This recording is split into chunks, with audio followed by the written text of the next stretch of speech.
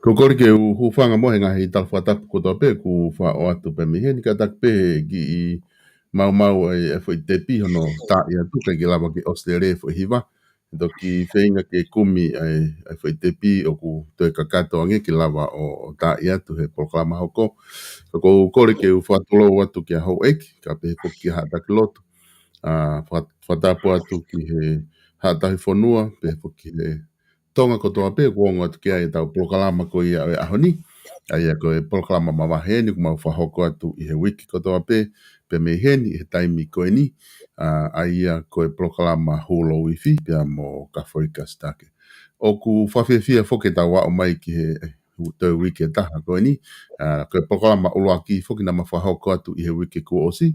Pea ko e proklama ni hono ua ku mawhahoko atu pe mi he hulo wifi. Whataonge pia ku ongo lere I atu ke tiki motol. Ki a pina o te tau pepe ko whewhi tu o ku ke iai.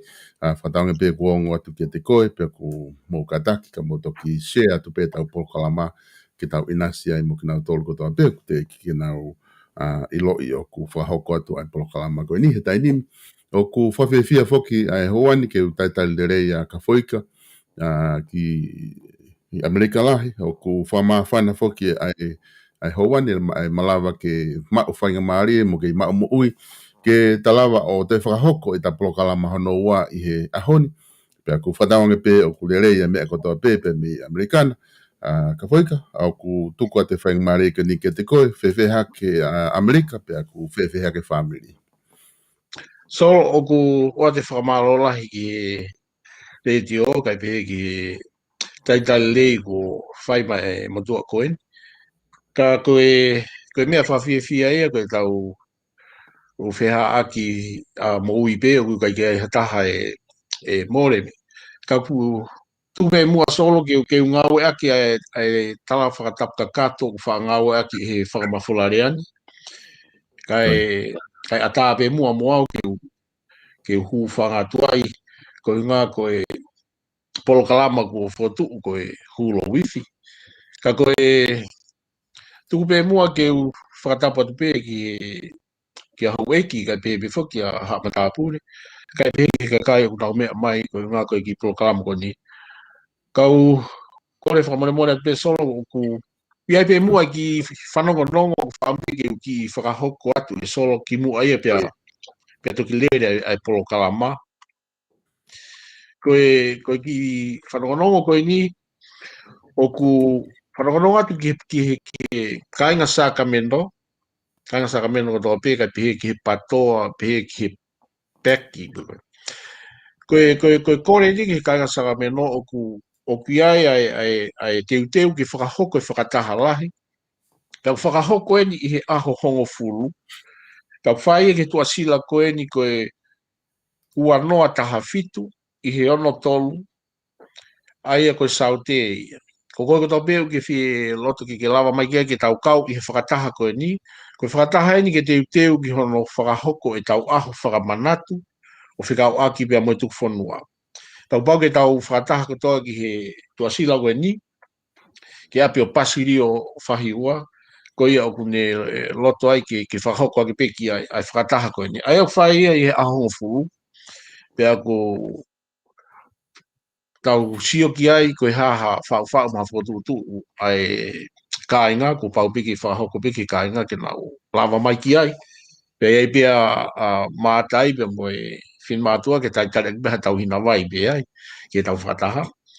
Koe whanongonongo hoko o koe aho taha fitu pe o siulai. Ko talanoa ai ni ki siulai hongo furu o whai ai whataha. Ko kat pe e aho taha fitu siulai o whai ai ki reunioni pe ki whakataha tātāna ki ai timi koia a tahi mate. E solo ka timi whukene ai ki timi ene mau ki wheitu. Ai aku kau ki ai pa mo palofesa Lafitani ko. Pita puari kiriki koe kau tā mai ni mei pahu nau kau tā pakoen o rea tuu mo mea mei New Zealand. Ai o whai ai ki whakataha koe ni o whai pe moe ke apu pasirio i he tua sila tau pe. I he ata whitu a siulai. Pea ku whawhi atu ha tahi mati ko toa pe unau i Amerikani ke maulawa mai o whahoko ni Sacramento, California. Ko tui mahau ko ki whanongonongo pe ko whahoko atu ke ta whakoe ni e whikaot pa moe prokalama ko iwa te whahoko ai whamanatu o tuk whanua. Kai tuk me mua solo ke ta o mahu inga pe ke ta unu ki tau mua ko ia o e whikaot pa moe hulo wifi. Kai kau tupe mo ke whakahoko ate ki talanoa ko ni solo whakamawhanai. Ko ngā ta polo kalama ko he wiko osi. Nai osi ko polo kalama na ia iha hangahi telefoni mai pe ko e whakamalo mai he polo kalama mai anga whakaukau nai whai. Pena e tā mai ai hata pia mi ka nata. O tui pe o ku rotonga mea mai ai o whiwhine ko ni. O na matua tua api ko tau whitunga fulu tupu e o whin matuan. Pena na tā mai. Pea ma pehe nau ka whai whekaua. Kena lo nau una lahi mama o ki nau ai a na tau mutoe e te au. Kau tari fia pe e na kore. na kore whakamore pe mua ki pe lava ke na tala noa mai o whikau ak pa mo e polo kalama na ta whakahoko solo. Koi. Pea pe he rewa he whiwhine taha whakamore pe mua ka whakamatala atu ka foika. Ai tala noa ki ho misi na ke whai na ia e ku misi i he aho ta tau pe he waftahiwa. Koi. Ia tuku waka kana e osi hau e whikau i ki ai ke alo whakahoko ki tonga. Ka nau kore ki o ilo pe koe o whiwhine koe ni na o na mamata mai pepa me i kānata. Nau talangi ai taim kamata, pe mai polo kalama. Na mau tā no mi osi ho ai ua solo. Ai nau mai he whiwhine koe ni ai mea na e sio ki ai. Patu foke tau tā no ai koe misi en solo. Koi. Anai whahoko mai he whiwhine koe ni, i ka foika, ko mau api o ku hanga pe, ko nau tolo nau nofo pe nau hanga pe ki korisu whiwhine. Ka ku whenga pe he nau kore ke whakahoko no hingoa, nai kore whakamore more mai whiwhine ko ni whakamore more oua. O kai ke lot ki whakahoko hingoa. Ka tu pe mua ko tāri pe ke ata ka pau pe ke alu ki tonga. Ka kone kore mai, pe te ula pea whakahoko i mea gona ne whakahoko mai he ne misi mo, nang whakahoko pe ia. He ku tau atai na pe toko tako toa e ke ne whakamatala pe e ia i hataha u whalala anga ki hangai whakamatala pe heni. Koi. Ke tuku mai.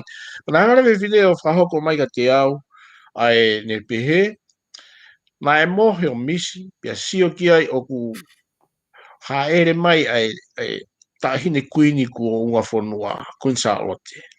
Koi. E rane pehere wa hene whakamatala. E ka foi ka na kuanga pe au he na whakakolosi pe au ia i mala e kula alu ki he lotu, he na ku lotu au hisi astonga tau ataina. Mo tolu koe mo wilo whikawakpa mo mala e kula, o tu behe ka whaaki halatu i, pe mo e hanga mai pe ki mala e kula. Pe lai pehe e o whawhine koe ni na whaakolosi na uai a he turi whakawawe koe he taimi ko whawhai e lotu na tō mui pana. Whakasio pepa na hu he lere kolosi. E kai e te ki takai ki tau mamao. Koi. Nane pehe na ne he ne mohe na ne sio o kua erange kui ni o ne whakahoko ki ai mea koe ni te ke alo whakahoko mea koe ni ki tonga.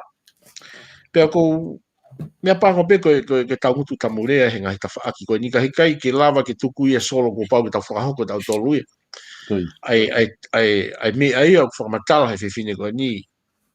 Pea ko talano au koe ni o si ilo pehe kakai toko lahi o nau nofo fiat ki sai o ne, pa tau toi nofo of ki hanga ki koris whiwhine, nau ilo nau tole ap koe ni.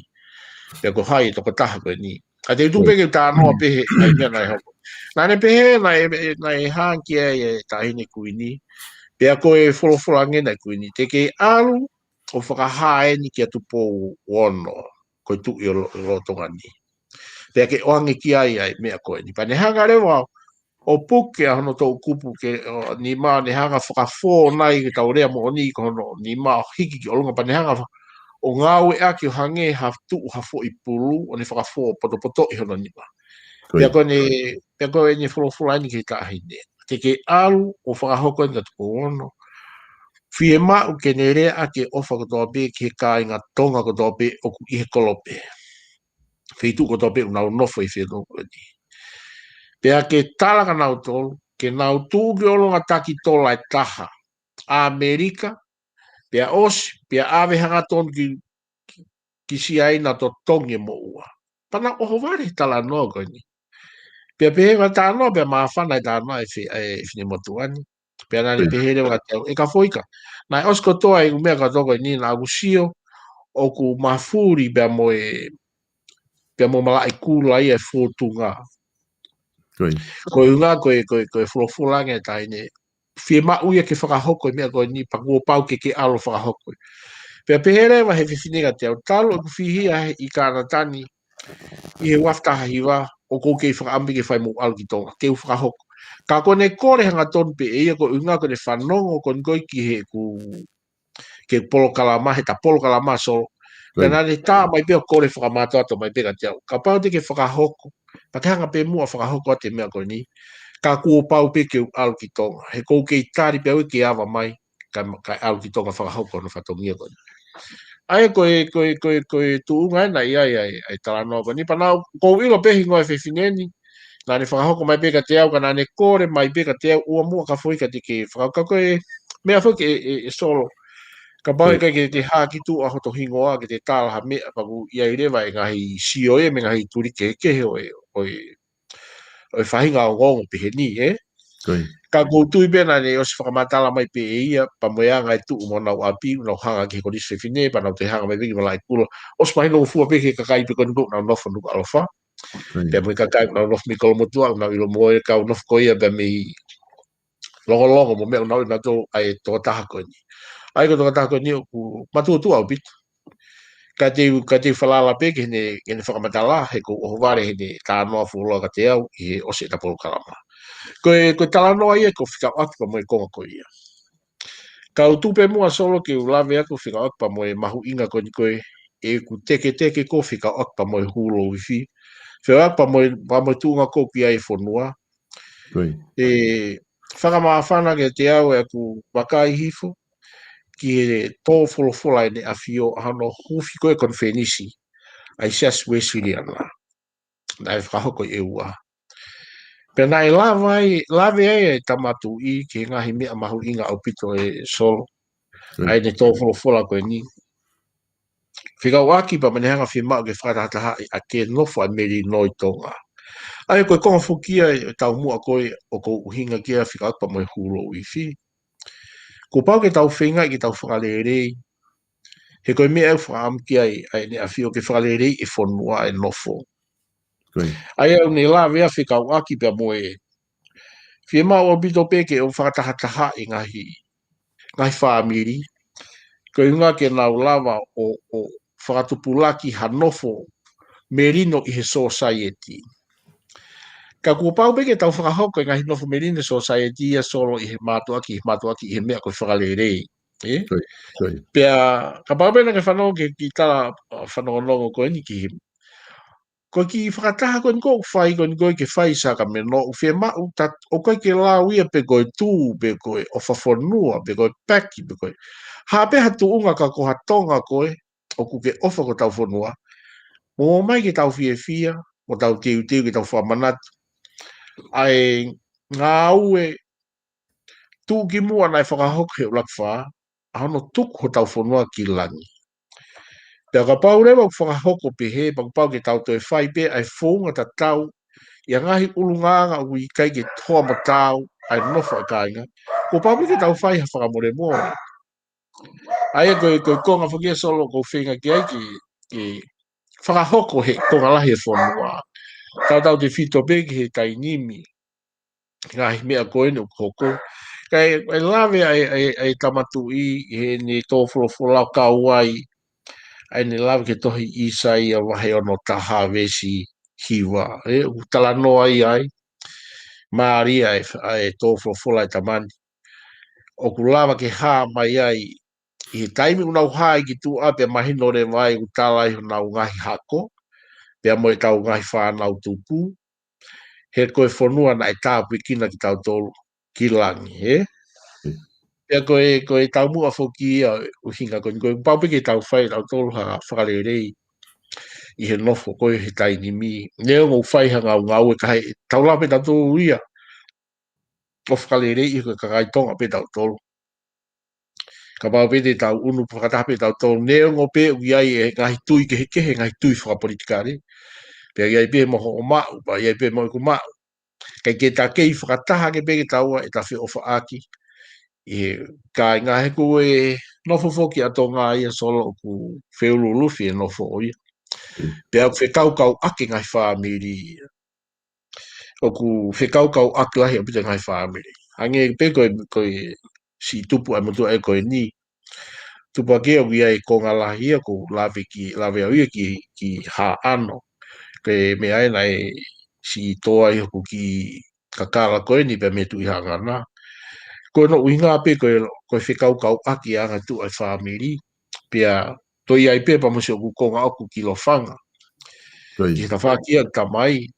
Koe tō ate ku toi ta whaki a kuia ki wawau. Ke ta whaki ai ku whine e ki.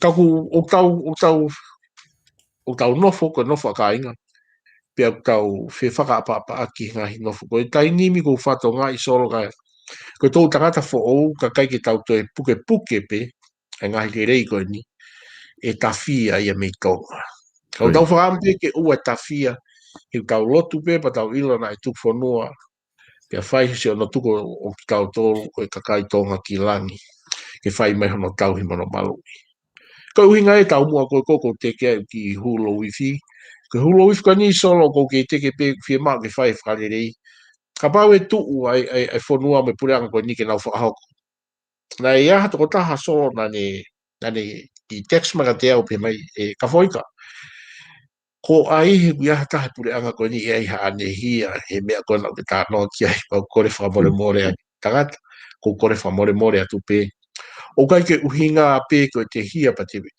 o ku i kai ki aha hia ia e tau whakamo uia kalaisi e tu uia o hifo pekia ko hinga ko koe moao ka koutu i be e solo ka pau e whakahoko he pureanga ko konga ia ulak matapa ahano tafi i ngahi lerei ko toa pe ki hau ki loto e ngahi mono ka tafi ki tua e ngahi whaingataa o he whanua pe ula kamata pe me kau taki whanua o tu kuat ka koe e solo he koe e whuk mahu ka peke whitano aki pe koia ka koe ka malo a pito koe i he tā polo kalama koe he weke ko osi na dala mai ai e whehu i koe ni kia te au he ku wakai hifo ki tā polo kalama koe o wau koe hulo wifi koe o wau ia ku olo kuonga pe ku nau whakarea koe o ku whaka moritonga ai o ku nau uhinga kia i o pehe o ku hanga e he hulo wifi ia o kei ai tau tolu ai kakai he tau nofo whakasociety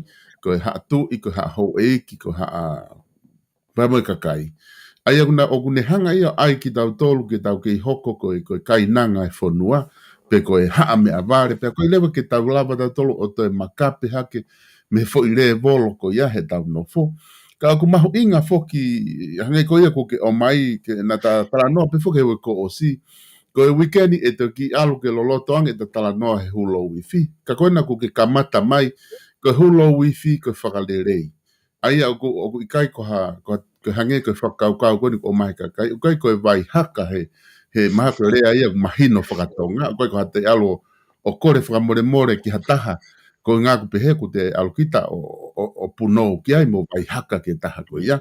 Ka koe te alu koe whakarerei. Aia koe konga ia e ka whika ko kore atu ke ki i tala noa mai mua koe ngā he ku koe fo i ata koe o e hulo wifi ia o ku hinga mai ai ni ihi. Koe fo i ata ia he fuoloa ia e ngahi o wau ko he fuoloa na ka mata aki. Ka kuta omi he kukihanga omi he ahoni he hulo wifi. Koe whakalerei ke ki tala noa mai mua ke no mahu inga ko ia ai whakalerei ke mau e ki tau tolu i he tau nofo koe kakai tonga ki tau tolu. Tua tau pepo koe whakalerei he kolo, po koe whakalerei he whamiri. Ka ki hanga mua ki i tala noa mai he konga ko ia malo e ka whaika. Malo sol.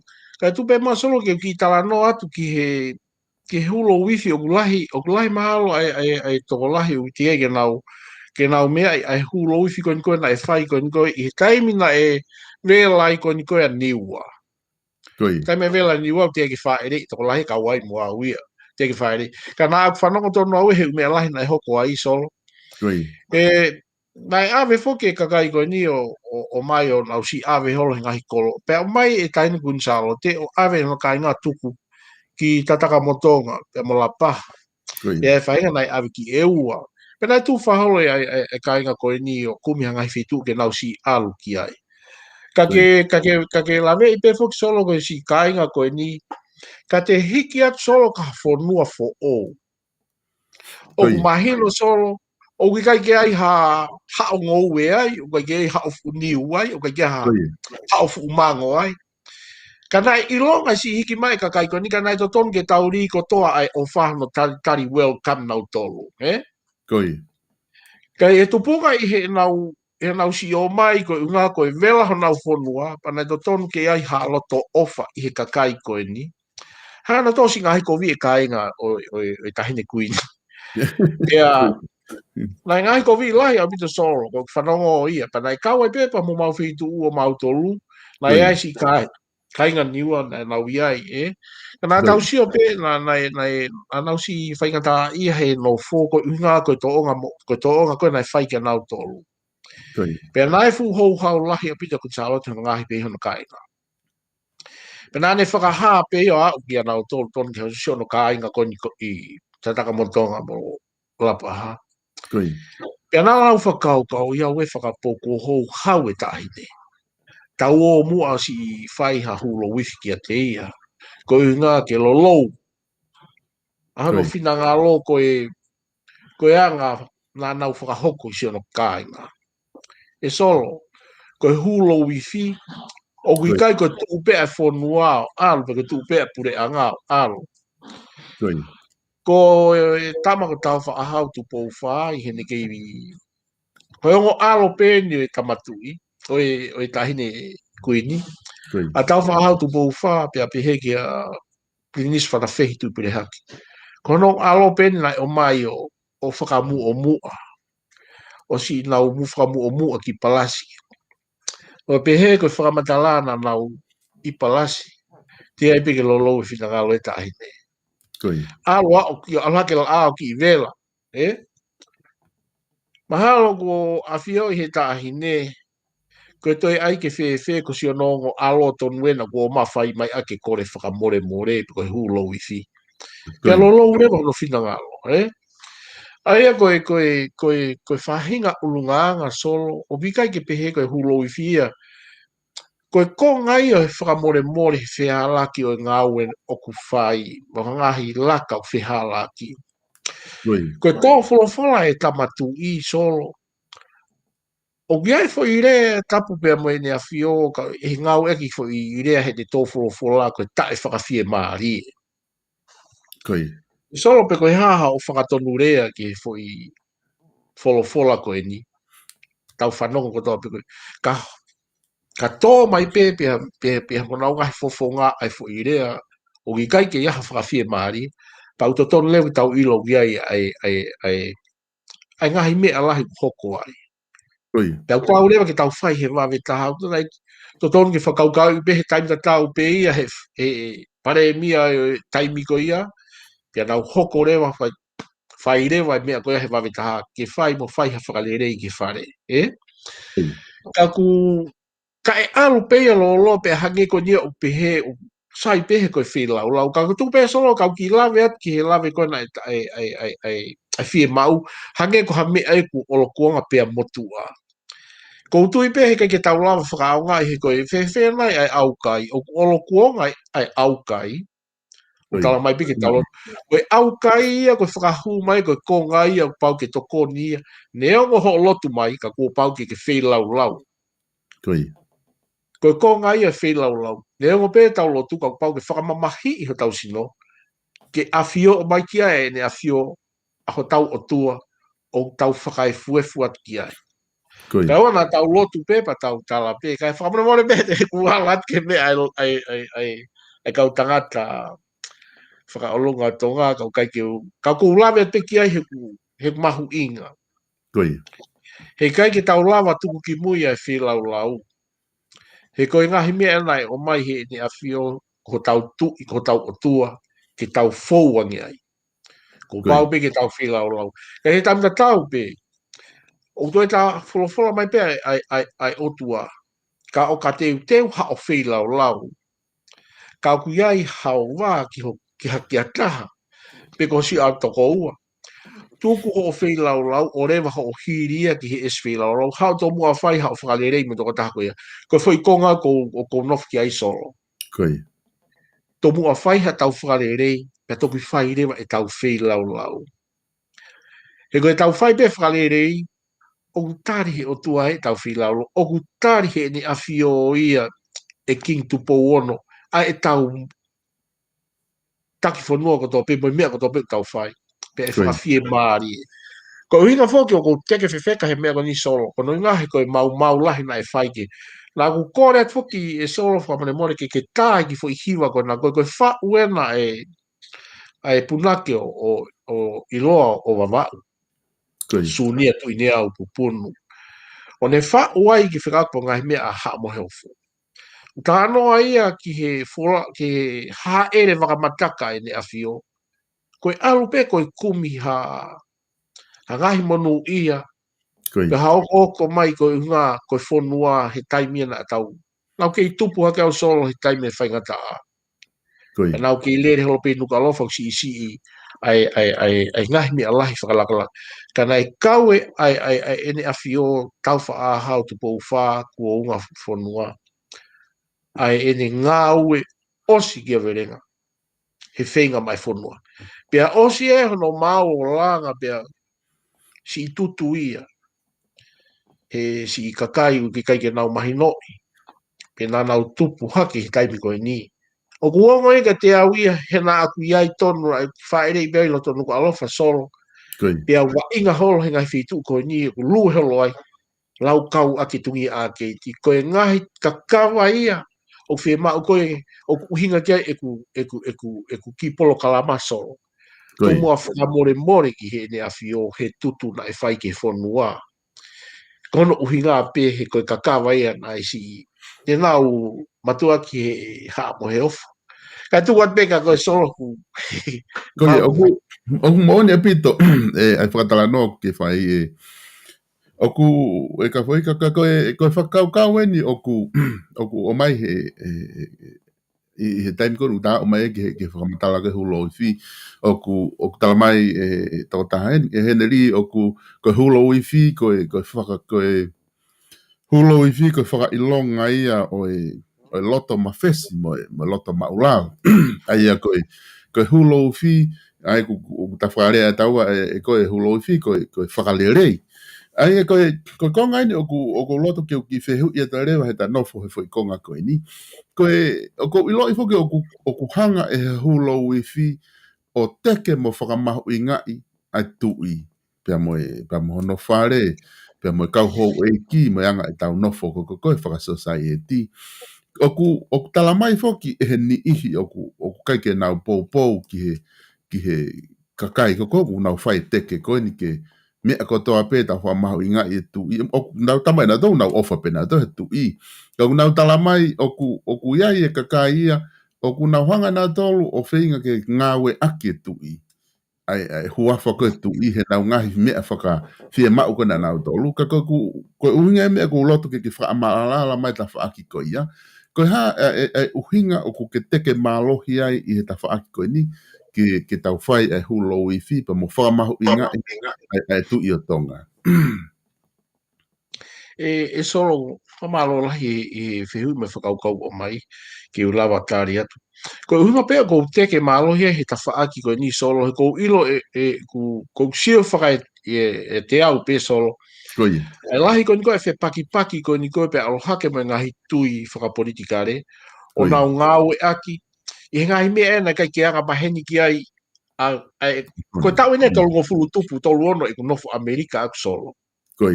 Teke foki ki tonga. Ka koe mea koe na race haki ai au ai fie mau koe koe ki te mātu aki urunga ngā whakapa-apa, ngā whakatoa ki lalo, pia te toka i toko taha toa pē, pia te ngāu aki ngā hirea whiunga. Oku mahu inga ia, oku tolonga ia i he te whanongo, o au piki he aoni, pia te lau kauai i he si te ngahi mātua, nā te tupu haki ai masiwa, te ke puke pē, te lot peke puke. Pa se whakaambeke te whanau ke nau mau e mea ta tau pē. Ka koe uhinga pe foki koe whakaukau ia e toko lahi o nau pe he. O hange u tau nofo koe tau whakaheke puha tau hanga mea ki hatu i tau hui kai. O ko piki au solo koe no uhinga koe ta whaako ni ko hono whai ko hono whakamau mo tuku whanua ki tau toro. Ka pau te tau foki ki he ngahi kupu i lotu na e whai, pia e hao ai ngahi tāpua ki, o lawe ai mo i tōu tangata ki he tōu tangata. Ta tau ai pe, solo ka whakamone pe mua ka o lawe atu ki mea koe ni, nai hala koe atu pou ni ma. Nai hala tu pou ni ma, pia na whai ai lotu whakatahataha i saka menoni e ngahi si kotoa. koe whakamanatua, ai hala tu pou nima. Pero tonga koe talanoa ni koe mea koe nai hoko ai ngahi mea lahi, o lava o talanoa pa mo whai whikau i konga koe ni. O tonga koe ku tangotu e whakatahaanga koe ni solo. Pea was mahina ni koe rea ko tōpe koe kau taki e ngai siasi. Hoko mai ngai rea kau ngai siasi. Hore pe ko whanawhana mai e mau pisope. Kafo, te ke whai e tau rea. E solo.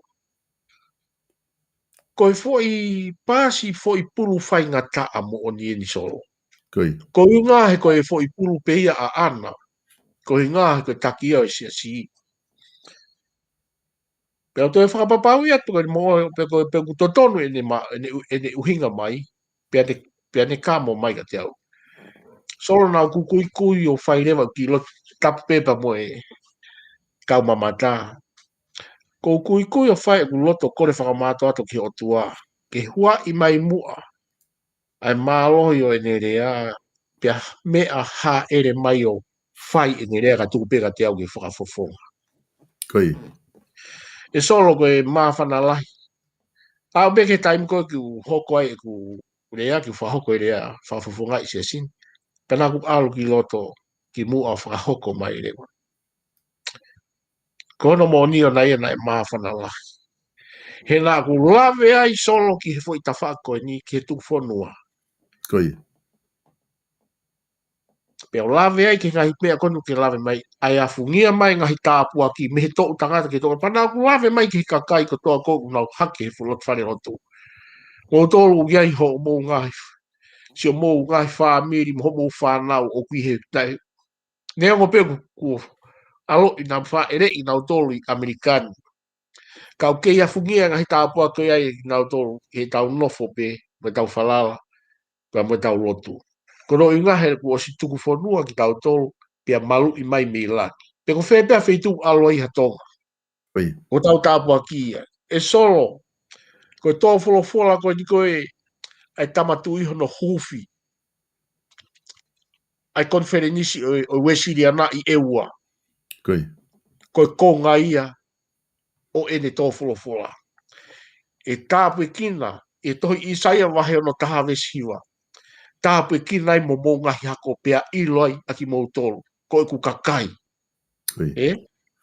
Pea kuhinga pehe e ku teke. O ku teke atuaha mea whakapolitikare pe te i kai o ko nofo au solo ke whakatahataha e whonua. Koe unga pe koe ngahi tāpua ki o ku ha. Kau kai ke toka ngā i he kakai toko la. O kai toko la, toka ngā i he ngai whamini toko la. Koe tau nofo pe ki whakaukau ki ngai. O koe te koau, koe tonga au. O ko fia ki au proud to be a tongan. He ko kau he ngai tāpua ki koe ni. Pea te tau munu ia peha tau ngai hako ai solo. Koe ki whakamatala tu a pia solo. Malo. Malo pito e ka whaika koe anga poke te tala noa. Koe hulo wifi ku hanga pe e ni ihi koe ni. O ku ke hanga o mai ai whakaukau ke te whakamatala ia ke hulo wifi. Pea o mai he takau mamata i he ahoni ai ngahi toko ni mai ke ngahi temi ke ngahi whailea ke whakamatala ia ke hulo wifi. Ai oku nai o mai ai loto mawhesi. Koe loto maulalo. Wai taha kune o mai koe hulo wifi koe whakaapa-apa. Koe tau-tauhi ho tau wā. Aia oku alu pe e whakaukau ia o na whetau laki le rei. Whenā pasi le rei. Pea mo tau wha i ka vei koula. Aia oku alu e whakaukau he ngahi lea koe ni oku hanga e he kakai o mai. Ke toko ni mai ke tahanga koko o whamatala i koe hae hulo wifi. Ai aku alu ia o nofo le rei pe ia he tau wha i ka vei koula. Pea mo tau wanga whakatonga. Ka kue e taha hainu kune o mai ki whaiwhehu ki uki awhi ki ai kata toki hoko atu pe he ta whakamatala koe ni ki he ta talanoa. Koe whaiwhehu ia na ku aset pehe la koe pe koe hulo wifi koe hae moi hu e whai aki. Koe hulo wifi o ku more ai e mo ui. Aia koe whehu ia ku o mai he taha koe ni. Pe koe hae moi hu o whai ake hulo wifi. pe oku pe kwa una ka taimi e more ai ha mo ui I he taimi u tau holo wifi ai e more ai ha mo ui pe kai. Nau tāno whanata whuki a kuia ki he hifo ai o tua o pe ki a solo whapane more kau maari e whihu I ia. O uhinga pe hulo wifi ia solo ungai ke pehe ke more ha mo ui ia ai. O hikai ke koe rea, o ku hanga he rea le rei mo whakafonga I he hanga whakatau ki lalo hanga e pukona ke os whamatala mai. He ngai fo I whai kawei koula. O pelu ko toa pe ki tau tolu ai. Pere la pe ki tau whakaanga I pe koe hulo wifi ia koe mea ia o ku top tapu au pito ki he tau whakahoko. Aku whahoko akia I he tau lotu. Pea mai tau kore whakamatua tu peke o tua ke toko niki tau tō. Kau maari hanga he masi whoko ngau aki o ka pau i ai ha more ha mo ui ai. Ka I. He kai ke more ha mo ui he hulo wifi. Koe tala noa koe whakapoto poto pea mai tala noa maa ia. E solo. Koe tala noa politika rei ko si hifo ki polokalama nai o ku si loto mai mo tua koni pea o tala nge tangata. Whakamore more. Ko tala noa le rei. O tala noa loto ita o kai ke mauai harere. Kono uinga he te ke whakawhika ki pe koho mo ni. Ka te ke la bengi e tū sio ia ha mama o asme mua pa te pou mai rewa ki ai whakawhika o ku pia e mama o kāma te au. Ka koe uhinga pe he kai ke tau, he kai ke whakamore ha mo ui he hulo wifi, he koe whakarea pe ia e whakafotunga. Mea ta tau pena e whai kuini e se tāni whikau kre makai ngā, ke nā lot mo au kai, pea ko ia bete ni toi whai pe ia mo lot mo au kai, ka I he whotunga ta tau pe. Whai pe he whonga le rei, kai ki ha mea ia koe tau wata tau tōlua, koe whai ha whonga o ku whakawhepaki. Koi.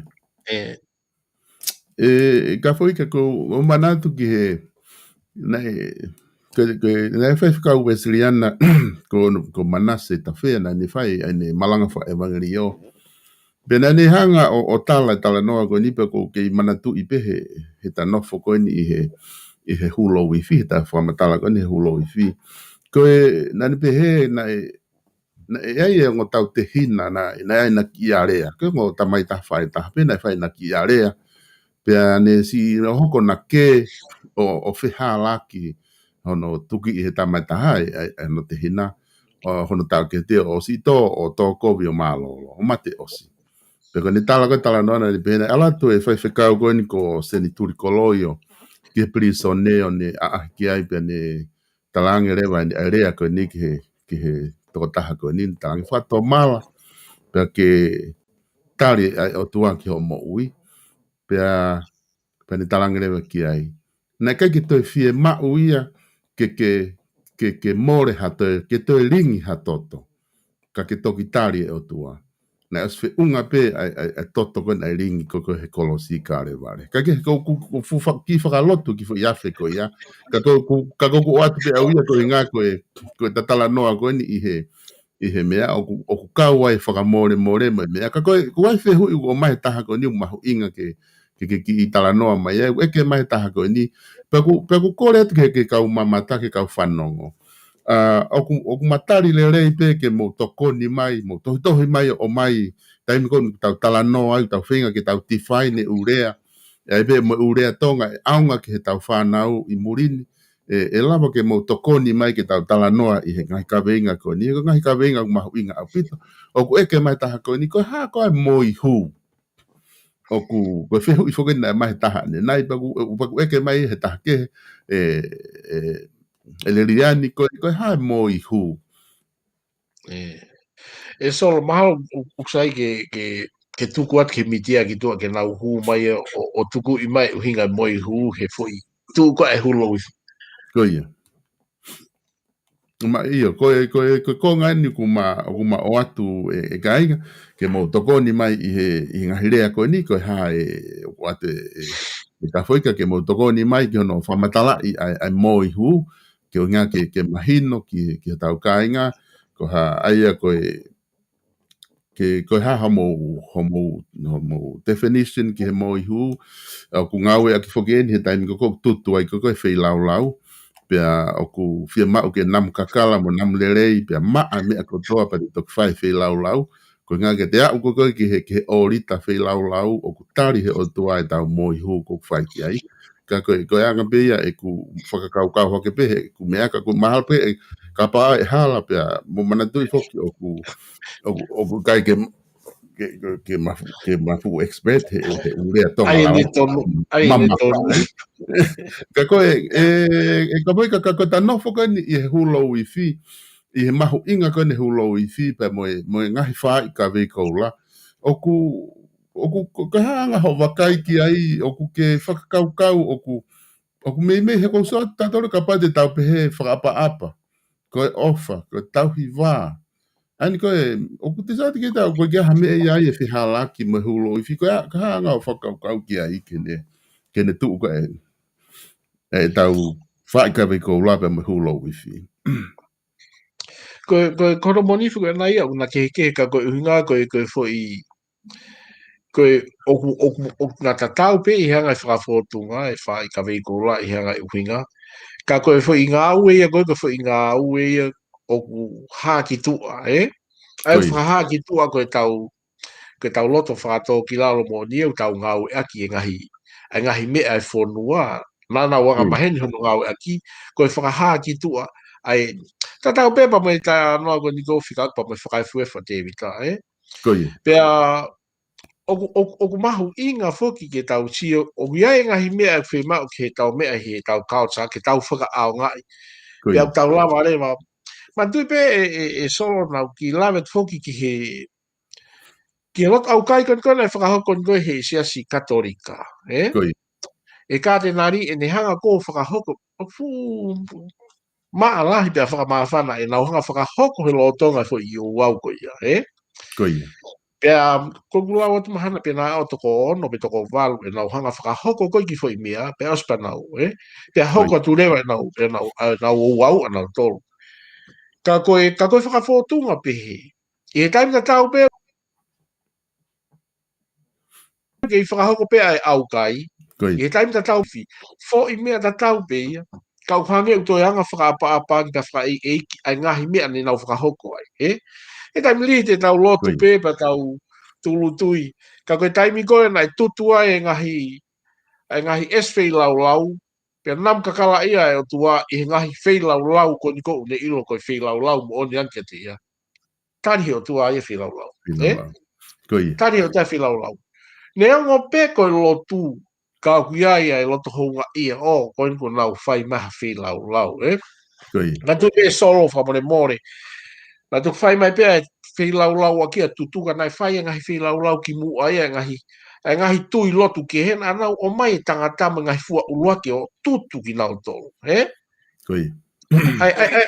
tangata mo ui, kai al hao e ngahi umea whaka lot whakaristiane ia pa mo ngahi utawhako ia e o tua furihi ia. Ai koe whainga tō ki tu atu ia e ngahi tu ia ko ia una ngau e kona tutu e kakai, Koe konga ia nau whi lau ki nau o tu ai nau tui nau tolu ki ai. Koe ka whaika koe aku pehe foki e pehe kolo koe hulo wifi na e whai kia tepu i maka na e morea e mo ui e toko lahi. Pena te hoko pene e ne whakamatala ne pehe na e tai e mauniu ai kau wai pene i ku whikau ai e kuini sa alote ki kakai o tataka motonga ki nau kātoangi ki palasi pe whikau atungi ki a maumalanga ki e fua a te poto o ke na wō mo ia koe mo i hu ia ka Queen Charlotte. Koe taha ia ngahi whakamatala koe ni ku o mai e ni koe ni o ku pehe foki e toko taha koe ni ko elta te vita. Stake te tau lava pe ke pehe koe whaunga ia taha o e lotu. Ai moi hu ko whaunga ia taha lotu pe moi hulo iwi.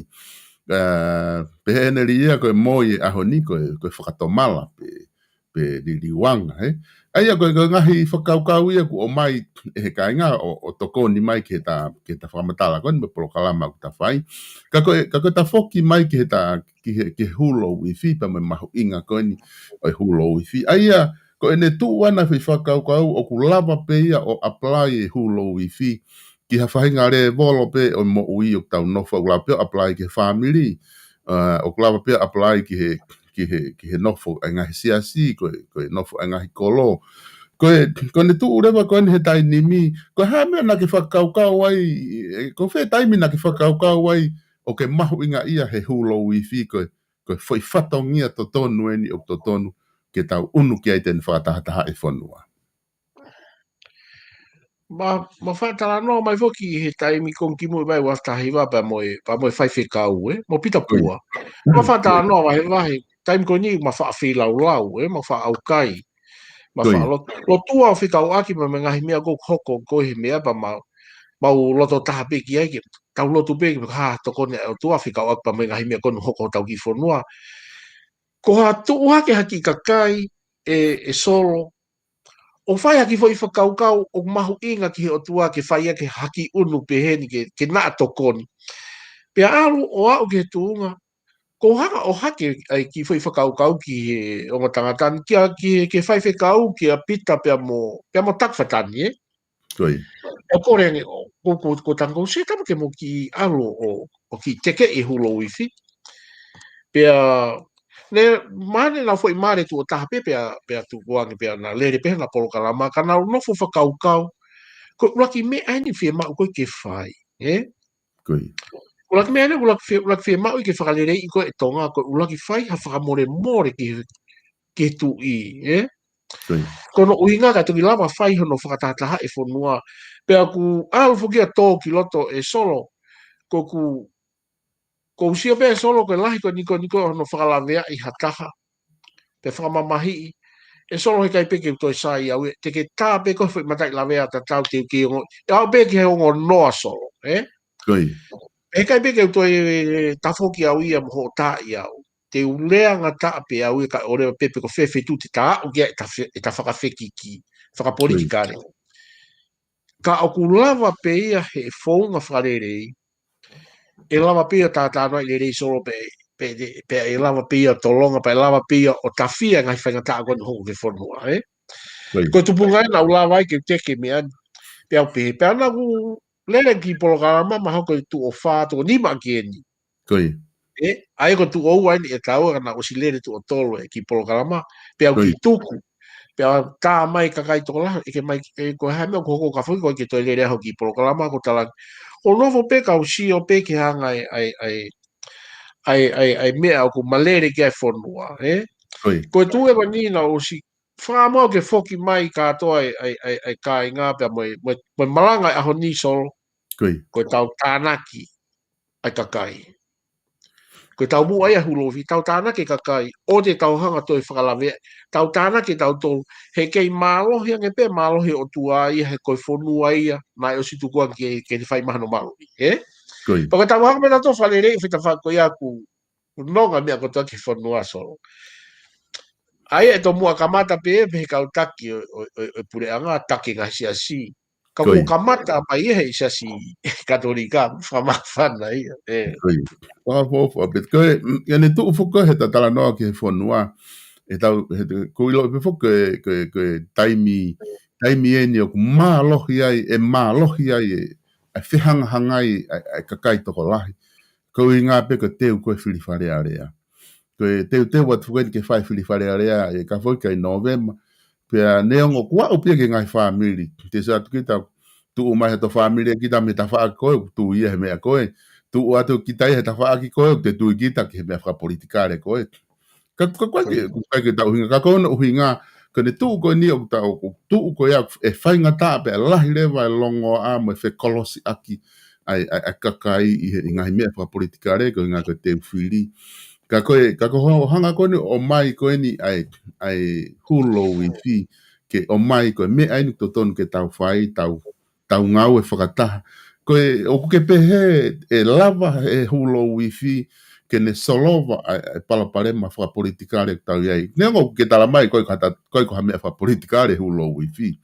ko hulo wifi ia ko me pe la pe apply ke tau tol he tau mo ui ka ke pehe ko tau palaparema whakapolitikare ko ni hoko i he longo a kakai mana fe kolosi aki holo whakapolitikare o ko ke tui e lava e hulo wifi ke ne solova e palaparema ko ia solo ko whakapapa bito ki ho whehe ui pa ko tui Pia u whakapapau ai pia koe ni.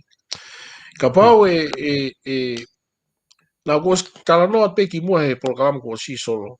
Koi. Ka pau to mua ka mata he kau taki o pure anga ai whakapau e hulo i fike nau whai. Kono uhinga ke nau ka mata ki he ne a fio, pia oske apa toki whaere vai whakalere ki he uta whaaki lalo. Hei kai ke tau aluhake pe lalo, pau ke to mua ka mata me kau take whonua.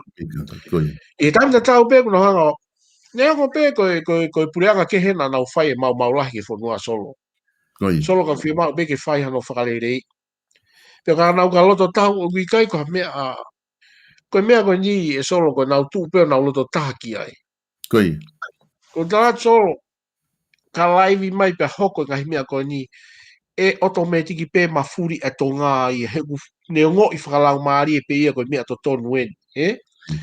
Pia koe mea ke whiri ia, e loto le rei e toko taha kotoa pe ia. He koe ka kai loto le rei, ai ka kai tonga. Koi. Ka kai loto le rei, au pito.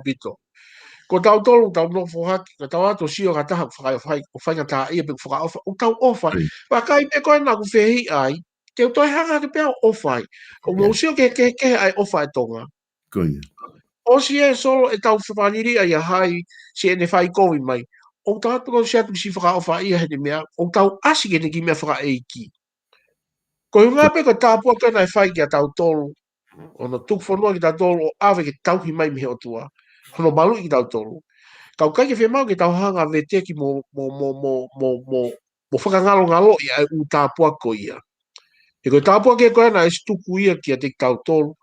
Pea tau afungia mai ke ahani me he tō utangata ke tō utangata. E solo ko pau pe ke tawhi mai tāpua ke ko ia. Tu e pure a ngā whakarere i mea koe ni. Pea kone lawa ai. Kai, masi, koe mea whakamawhana e o ka pati tau whanau atu ko hoko ki whanua so. Koe umea ke tu umea whakapolitika re. Koi. E whai ngufua mea ko toa pe. Kai ke taha mea e whangata. E toi pare mia pe pare mia ko ni solo. Koi. O ka pau tene whakahoko mea ko ni ko talat moni e solo. E toi tu pe tama pare mia ko ni tene doi taki pe. He koe whai whekau, uraki. Koe tau alo whakamore more. Pea kai ke hako i kako mea pare mia. Kau whia mau beke ne hanga taki he koe taki ai whanua. Whakahoko i kahi o wau koe. E taimita tau pe. O kui kai ko haai e ke wiri e tui o. Koe ngahi mea mo ngahi wei ma ngahi ongo whaka o tua pe ia solo te tau lava ma. Koe konga pe whakarere. Tala mai pe e ki. Ki tau whakarere. E ue ki tau toko whanau. Wane whanau a kakai kuk whakarere. Pau to ton ki tau nofu ai. Ki tau nofu pe whakarere ki taimi ko toa pe. O ku... Koe anga pe. Ma alope ka wheka kau ki i awhe mo atu peha ki i whehui ki tau tatala noa pe ai he ku whamawhana e kau mai mo ka inga he tala noa koe ni ku ke whakalanga tala noa ai i he hulo i whi. O pehe he toko taha koe ni koe o kune tui e ia koe hulo i whi to tonu ke ulaki whae whakalerei e he kakai. Whalerei e kakai i he no wā o tau tolu e kakai mo e kakai. Ko inga he ko tau tolu na tau kamata e longo a mo ngahi whai hala mo ngahi mea koe uhinga magai tui. Pa tau toki alu rewa ki he tui o whai kia hulo i whi. Pea pehe rewa e si on toafa koe hae mea fua o totonu ke tau fua aki koe taim totonu en ke whai ai hulo i whi. E anga whewhe tau ilo i koe ne au a hawai ngā mea ke tuunga koe tau hulo i whi. Mare solo whehui. Kai whehui at peke, ko tui peo ka ngai whehui mare solo. A tau whoki pe tau toki a Queen e seta, e? Tau al peke wholoha koe te hanga vete ki tau tolu. Nai tō mua whai more ki whe. Nai al peke whare motivo. Ame peke loto, e? Al peke loto. Al peke loto ki tō mua pe whekau ka tusiono kai ngā mō. Pea mō to e whei lau mai mo tō pako au. Teu to e whei lau mo au hen. Koe me ai solo tau tō mua kamata peki mu a ki olunga. Koe whalerei e kakai ia. Koe mōmeni te whanonga toko tako toa ku whakahoko i meko ni solo. E utalate mari ulahi whanua ia. Pea toi mohu tāpu e kina i whanua. Nā whanonga e solo whamone nai koe paresteni fo ou koe i sasue Siria na. Koi. Na whanongo mau pe wha mui mui mai ai ni wha rea i ngahi malanga la. Ai mahu inga ko ni koe ke na o mai o whakarerei ai ngahi whihala ki nai whai. O tupu Koi. ngai si i tutu koe ni. Koi. Ka ko whakamoa mai pe mai ke na o pou ke foi whakau kau. Kai ke uhinga ia koe teke e ka foi kai mea i kai. Ko ha mea whakaotua ma ha mea ke hanga he kakai e whonua pia moe pure a ngā tomu a whai kai nonga mo merino mo tafe mai ngai tāpua kia ke whonua. O kai ko aia ko au, i kai more ke mama o kai hang pia ko motua ta i roa au ia. Ka koe uhi koe ngahi mahino koe koe tau si o peo i lo i solo. O tu ke tāpua ke whonua. Ku ke hoko te whiwhaka whai ka hano define mai he ka inga ai moi hu pe moi hulo wifi. Ia tala mai e kāri koe moi hu koe kore whamore more koe hulo wifi koe o ngoi whakatau mala ha COVID nai whakahoko. Ia pe aku tala mai rewa e filo hiwalu. Ko tui koe moi hu o ku loloto angeia he lotu. He lotu moi whai lau lau. Koe tuku lolo ka kato ai sino ata mai moi lau maari. Koe ostiangi e ka whai ka po kalama kuti me tokoni whai he kakai. O se hangai be ko hafu taha evangelio. Malanga evangelio polo kalama. Koe ngā koe whakau te fito koko o ke hanga o mai ke tau whakamaunga kia e tau tala noa. Koe ngahi te fito ni mo ngahi elito ni e whakau e hulo ui fiku. O omi he kakai. Apa tau seo lewa ki ai o fu loloto au pito ba te fu masila au pito ai ho fili ai fu lea pe mo whakau ke whai ai tala noa.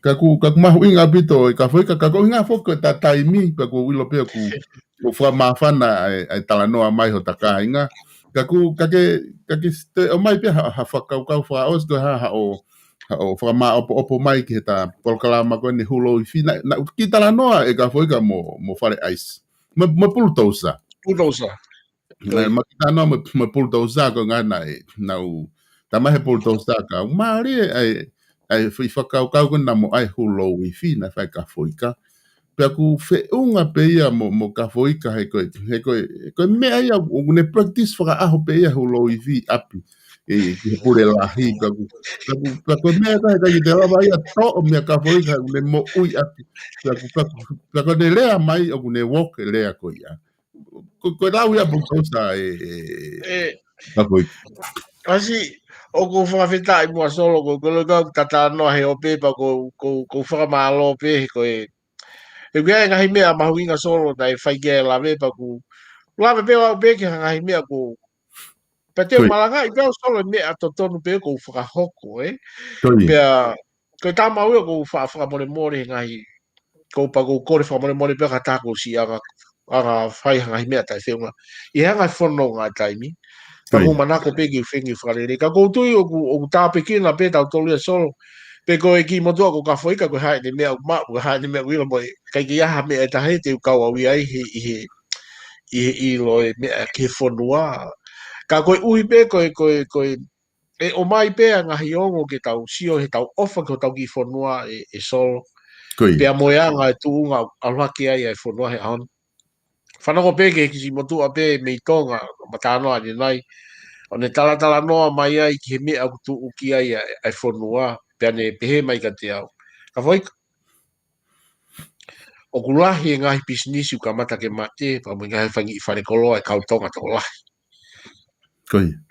pea talangi tangata ko pau ke aulatu ia o fie mau ke hanga e tonga ia whakakakato a ngahi mea fie mau he ku whaka o tua pe ngahi mea whai he pare mea koen fie mau I kakai ke nau talango fua ko ngahi mea ia solo pau ke tau ko ngahi hulo wifi pau ke tau talango fua kakato tau toke tutu ni na wo huhu pea tukuange rewa ke whaka ata ko kakato a tonga huhu me tau tahaua ki o lunga solo ko pea tukuange tau tolu ke ata kai tawhea te ngahi whainga maari ki tonga ko tu e tai nimi o ne tā noa ulahi ngahi pisinisi usio ki au kamata tāpuni kai ke lawa ia solo ka ore pe e rahanga pe o tua tāpe kina tau ki whanua solo hei kai pe lawa ki tuku ki tu e noa Kono o hinga pe tau lot, pa koe pese tie me hiwa nima ki hiwa walu,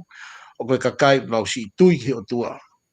Pe te tau whawhetai me koe ofa pa koe tāpua ki tuku mahe o tua solo. Whakahoko ai ki polokalama koe ni pa kou kore whakamore more a te mua ki heo pē na tō ki tua pe kui ahi hare ai ai.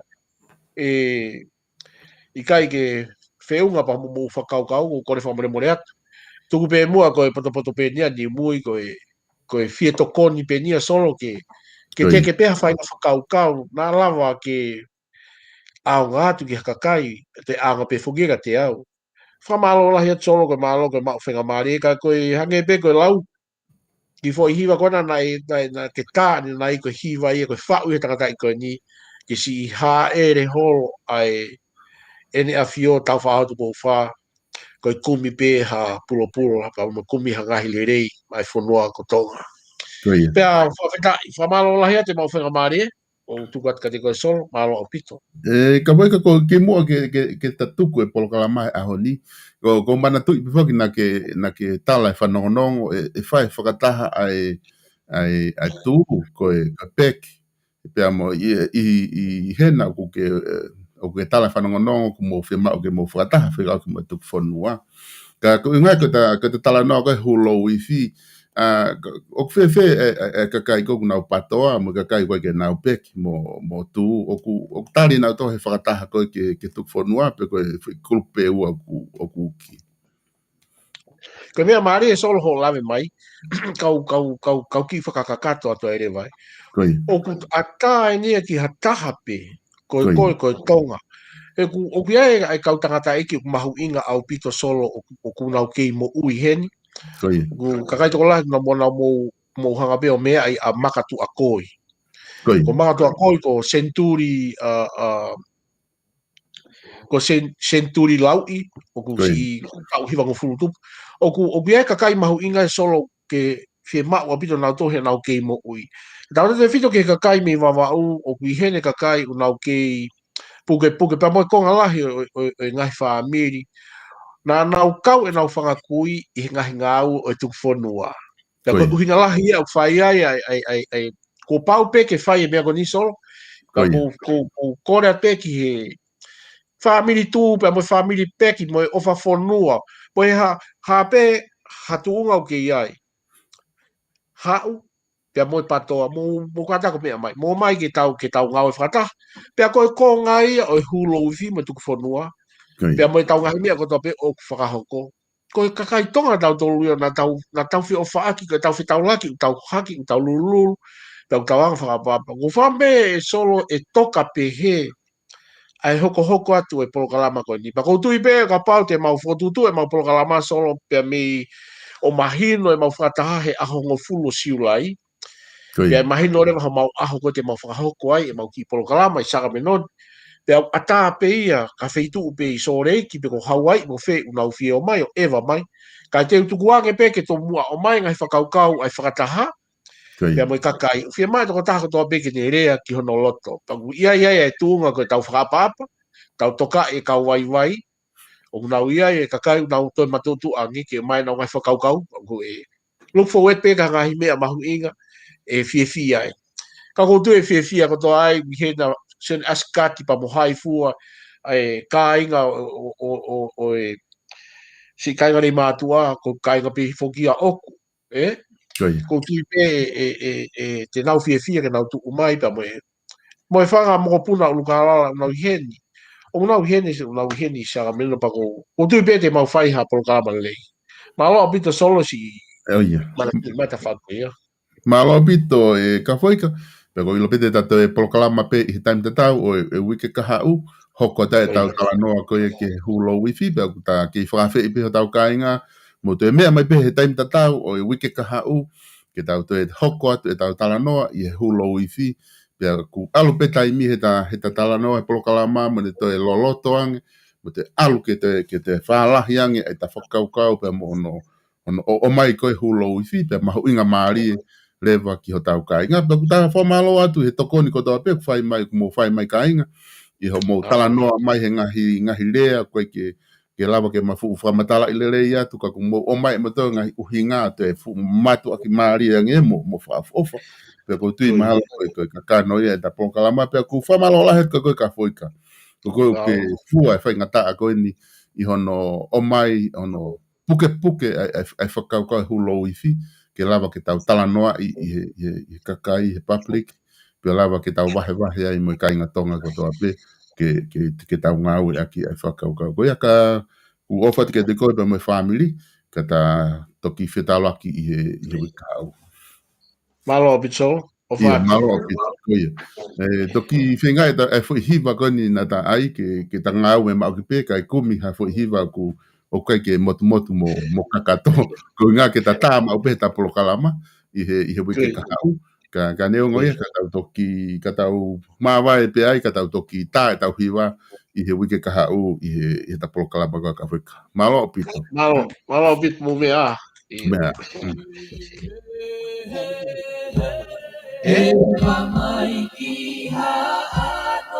Seuke. Noa. Ano.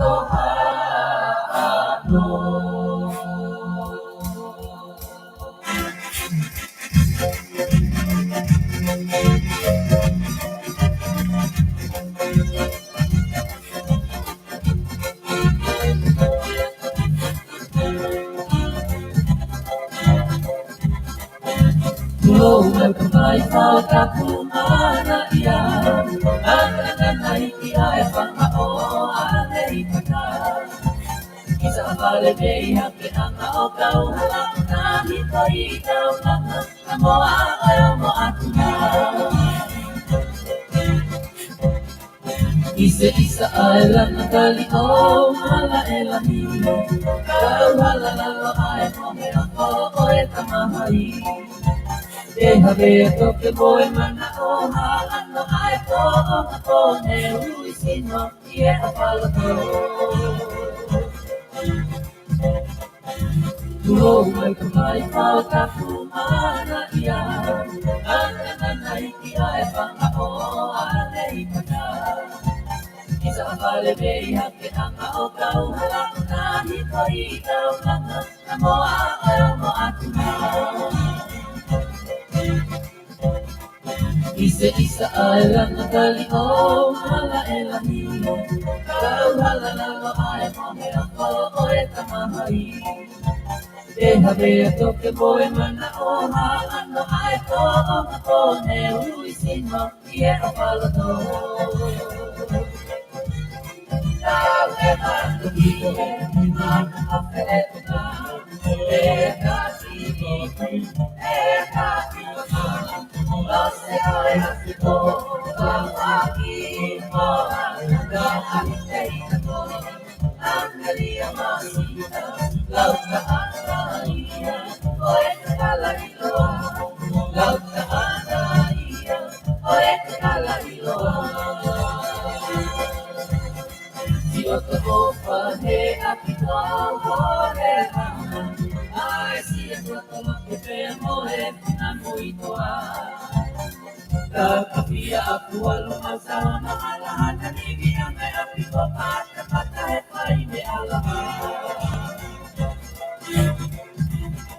Isa ihe e malana oe amama anana Isa ele inala e ofi pala Oki hoki moelo waki maunu ai e na tori ai kona o kutaku ke toe e ke a Sio ka opa he api ka hore na Ai si a kota loke pe moe na moitoa Kakapia aku alo masawa na alahan na nibiyang ay api ko pata e pai me alahan Isa ihe e malaka o e amama Isa ele ina lae o sipala. Hoki hoki moelo waki na unua yena toli ai kona o kutaku no ekea. Tau te matu hie, matu ko feleta, e kasi ma, o se oe asiko, a haki ma, da aniteina ko, angelia masita, lauta anaia, oe kalariloa, lauta anaia, oe kalariloa.